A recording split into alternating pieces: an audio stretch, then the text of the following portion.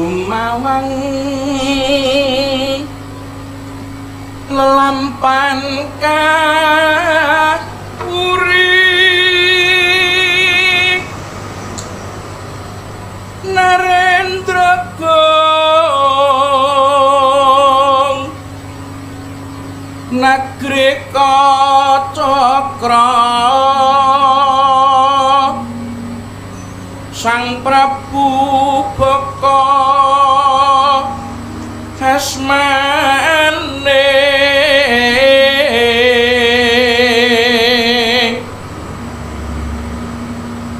Narendra hambek angko dasar yaksa kang watak wengis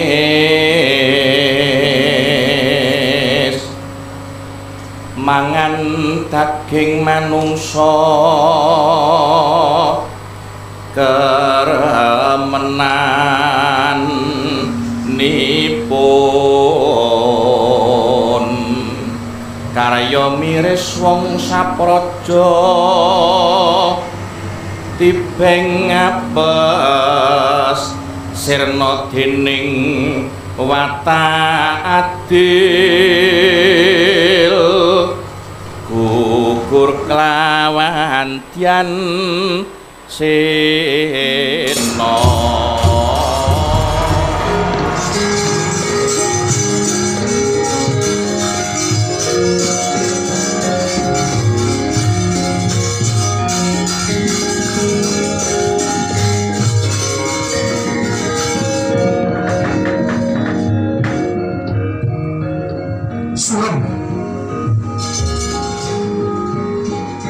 Pandhapi negare Kacakra anenggih kadangara taruna Raden Kirmara ingkang ambung tansah gegaweng lelampahan kang wis kepungkur Narendra Kacakra Prabu Baka Prabu Gajah Kulawarga ingkang kalindih nyudani marang Dyah Sena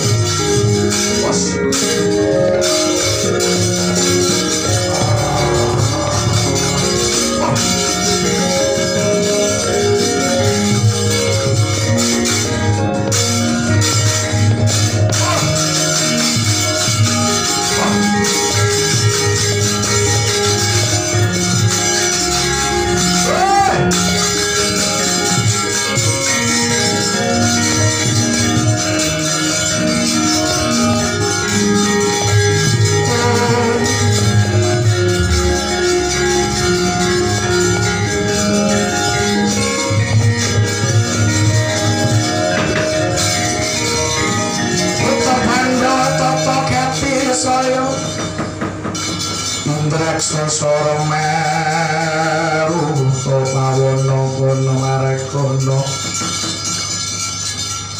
samirana lan wayan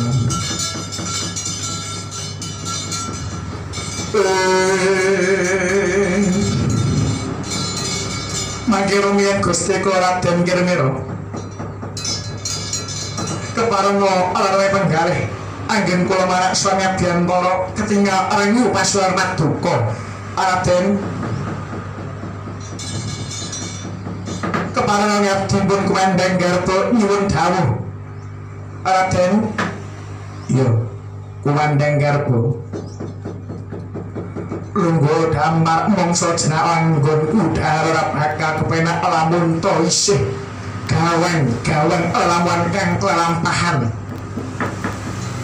marang kadang kutuwa Kakang Prabu Boko. Tunggu alika semono mati siya ana ing madyaning alun-alun negara Kacakra. Lamun to telasih ingkang nyedani Prabu Boko kuwi ora mung liya kejaba paregak Pandhawa sing jeneng Bratasena. Nggone Bratasena suyah-uyah nggone mateni marang Prabu Boko ana ngarepe kawula negara Kacakra ki padha karo beset rasane ngati kulan para kawula ana ing negara Kacakra ki wau.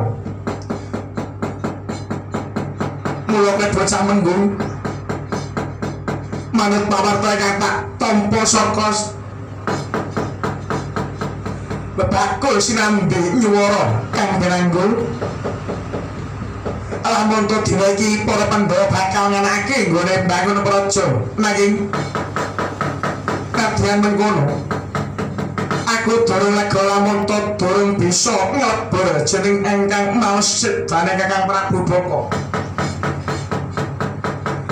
Aja dadak wedi kangelan Patih. Tarik lampe merungkat kimpul gajah gelar singa bareng dadak kanthi nyedhai marang madyane praja Ngamarta dadake ngerteni para Pandhawa aja nganti bisa mbangun praja ning negara Ngamarta. Ya senika ngestaken dawuh.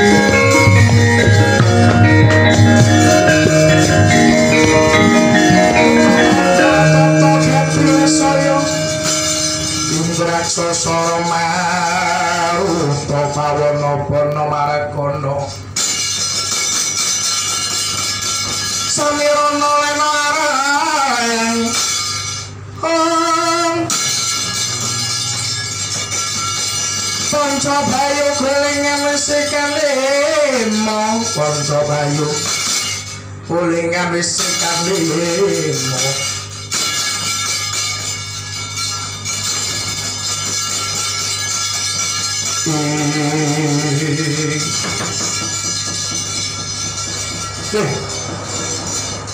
Wala kamu kabeh lan para kabeh buta-buta kang nggelar ana kene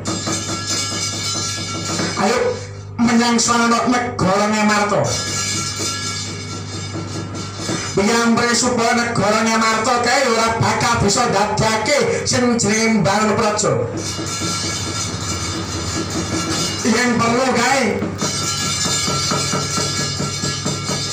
bisa mati sing jeneng Bratasena ayo kabeh bola kanthi marang sangkare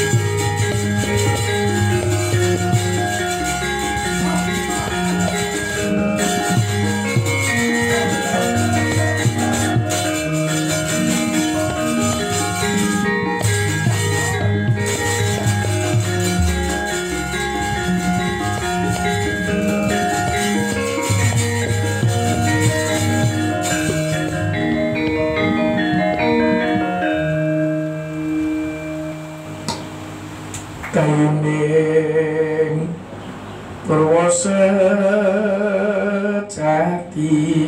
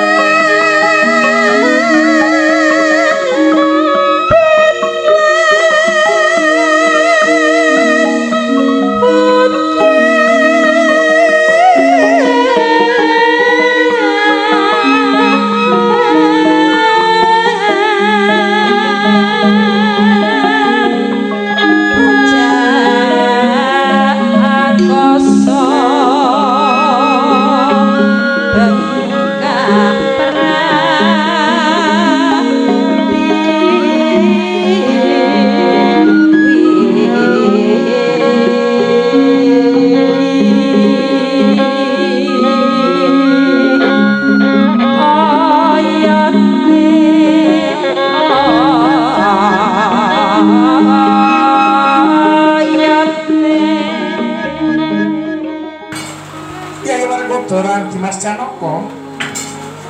Wah. Tresna kakangku apa? Wonten kawula Koko Prabu. Wis rampung nggone Pandhawa ngan akhir saji Raja Surya.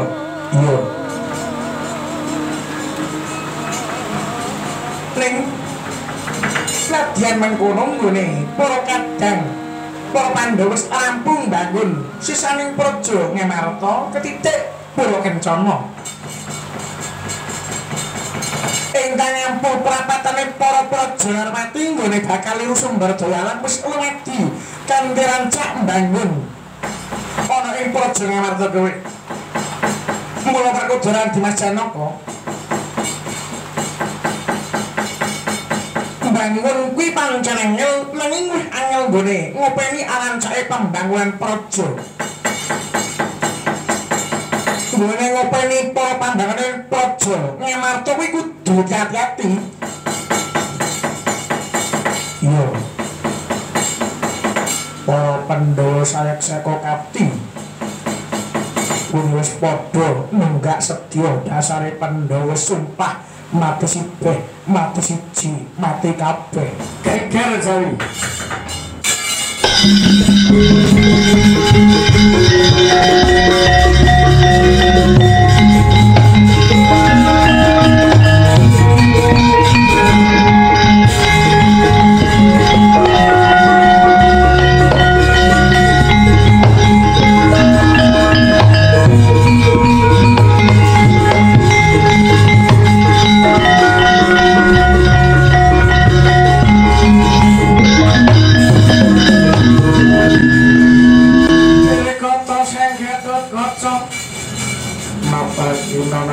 Sutra sakabe ora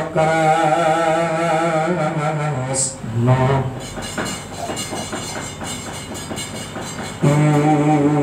Anoman sajake kemirangan ki ana apa to Anoman inggih kepareng matur sunuwun sak njawine negari Ngamarta wonten barisan seglares papat lan manut pawarta kanggo tampi barisan saking negari Kocokro badhe ngrabosa Praja Ngamarta lho nggone bakal ngrabosa ning Praja Ngamarta kene iki Anoman inggih wah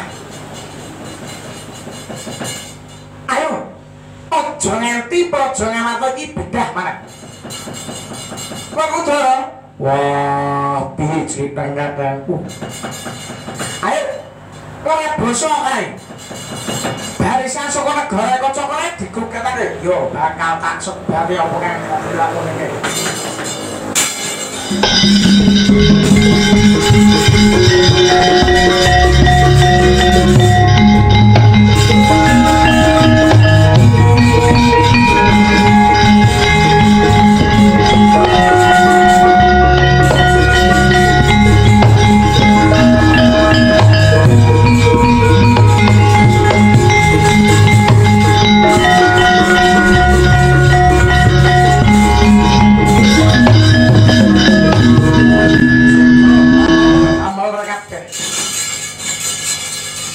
kagiat sagung para manora kabeh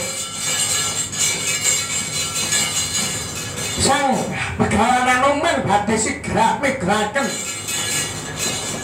iya kuwi sing wujude bantanan kawan ketek nguyuk kabeh padha ngombake ana to jaman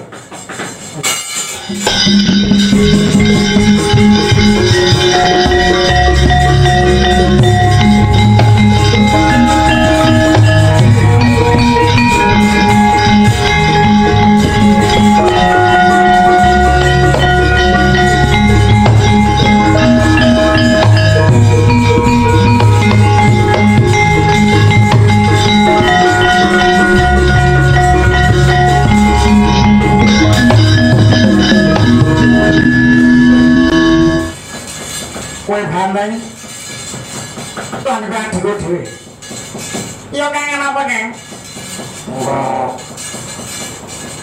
apa nek bandel suarane ngono dina iki negara Ngamarta bak ape ana sing ngrabosa ning radyan kaya ngopo ora dadi ngopo aku budalke kowe lan kowe supaya mati nih kabeh yang perlu areksa muka kae tampon ora apa-apa setuju ora kowe awake setuju ae aku yen ana opahe magawe ora bener kok opah proses yen iki tak rewangi opo-opo es tak rewangi sing pasang gawang yang pasang kuwi es honornya tidak mendukung sangat. Ayo, pada jalan berkata bakal dapat apa?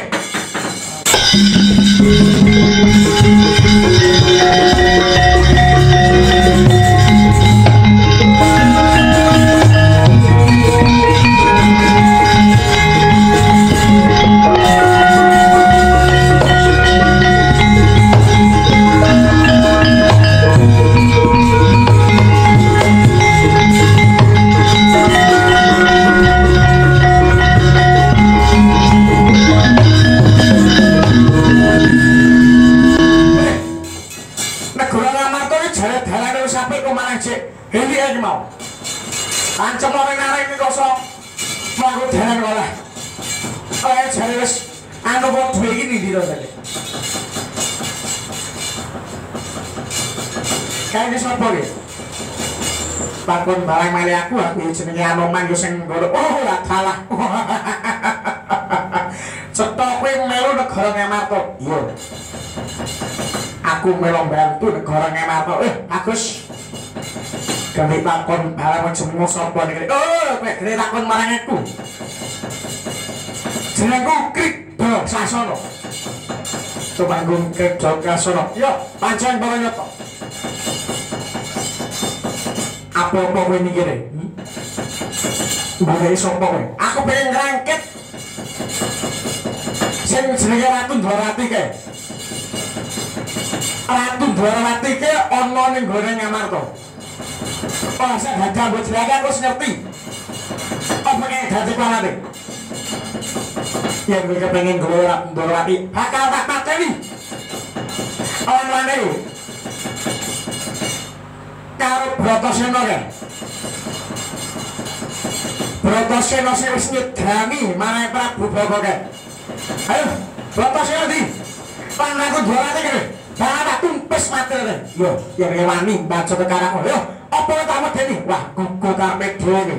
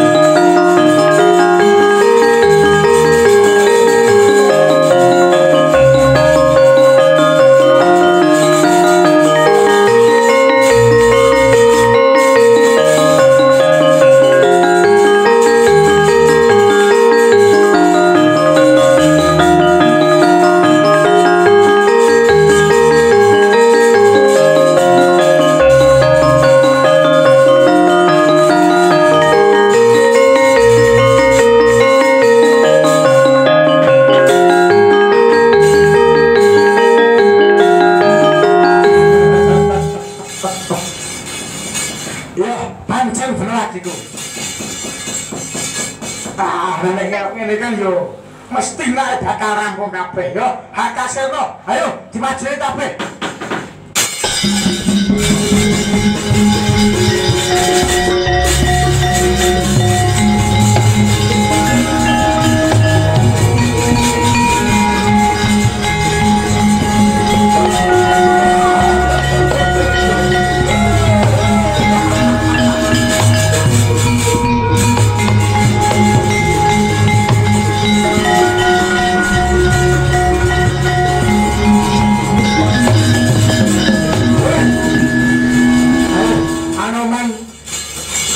Mati mundur. Lawan musuh aku lah bakal dikit saka anu pedhot nyawamu kowe.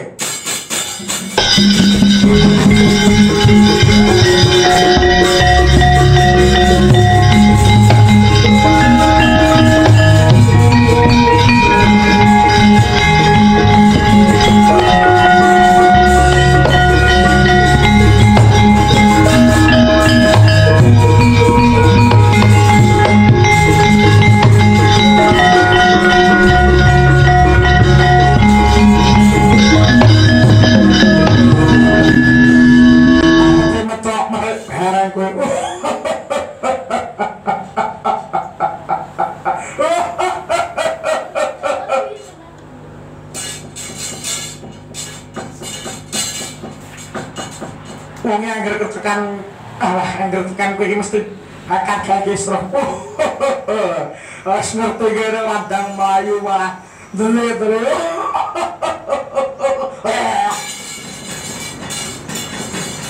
Pecan kowe.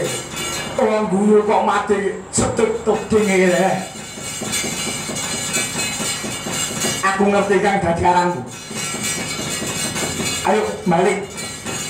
Kowe balik apa tak kerak bosone iki. Aku ora bakal balik yen ora ketekan sing jere Bratasena. Ini Bratasena sayah mateni marang Prabu Bala bakal bisa gigit maneh. Aja takon Bratasena iki kene ana aku. Ayo musuh aku. Bakal tak ini apa yang dadi laku.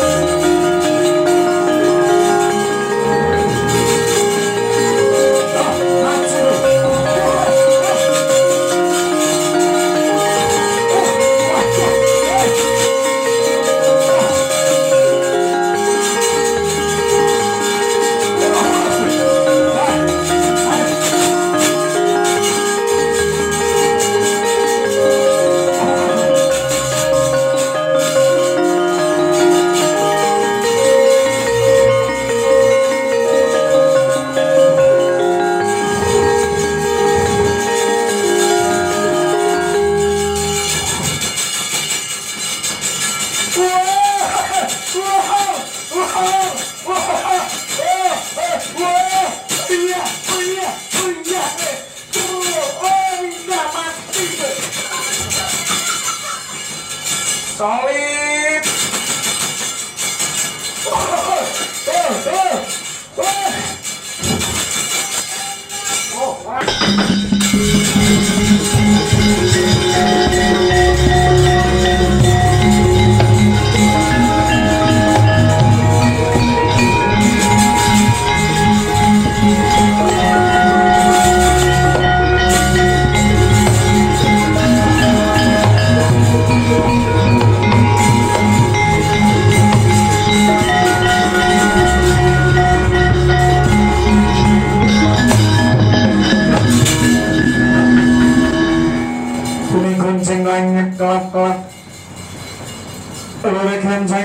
Sang mawe gandrung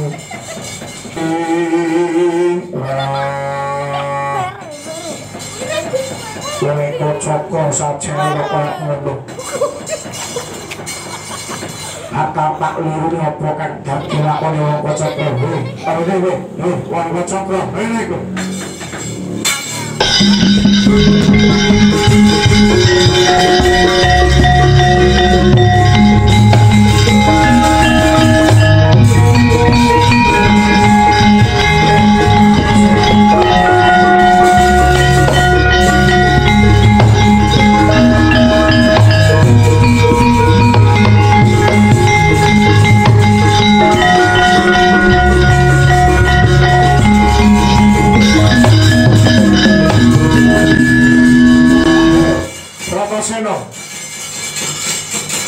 Mayu ning ndi? Aku ape mau sing bakal musidane. Wiwit areka jaman semono Prabu Boko pateni mati ora ing alun-alun ning Kocokro. Saiki kowe bakal tak pateni kowe. Aja ngawuk gawar ngawuk.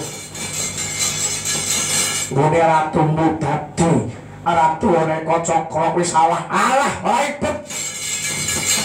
Bos salam bener bakal tak sedane kabeh kowe.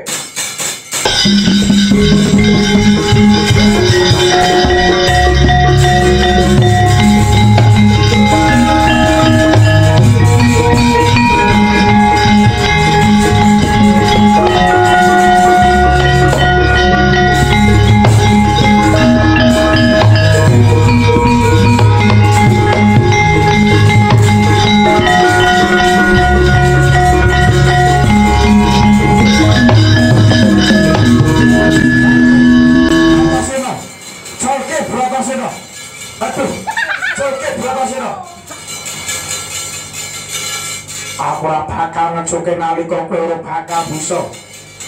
Budi Trasa kula negara ngamatok ya.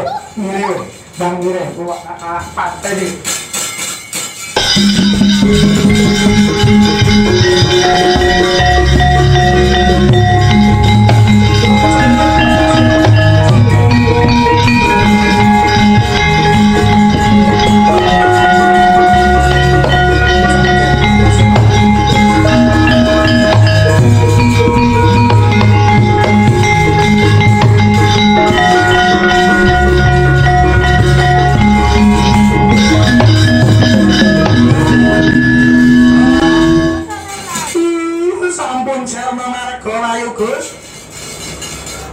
Kira-kira ingkang badhe masaken dhateng pejahipun Prabu Boko.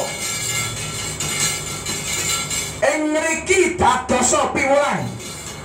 Sapa sing niliti cidra wahyune bakal sira, Gus.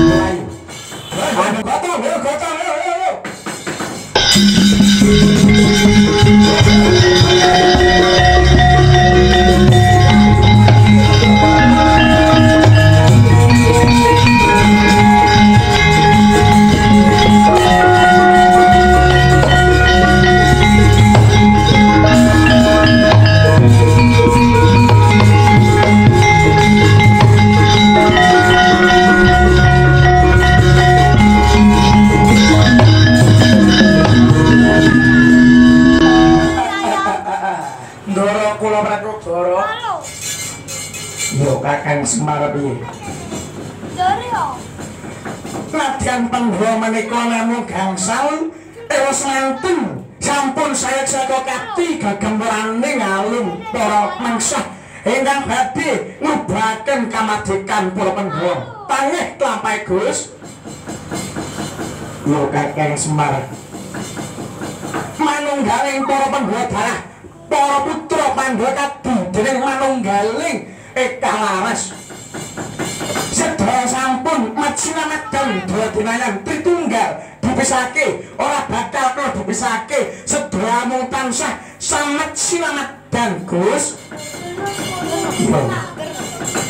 Matur nuwun dhateng. Eka sampun kasembadan anggenipun ngagem video wonten ing channel YouTube Eka Official. Wayang tetep seneng ngrembaka tetep saka penggalih wonten manahipun. Ing mriki ingkang kula tresnani mangkahipun ing Mancanegara. Wayangku jiwaku semangatku kula wiwit tabuh ngantos hingga saniki ingkang tindakaken kewajiban mesti kathah ing Kapatan Subakirang mantu-mantu hangipun budaya. Pungkasan aturku sepisan tetep merdeka. Salamiyo. Akhirul kalam. Wassalamualaikum warahmatullahi wabarakatuh.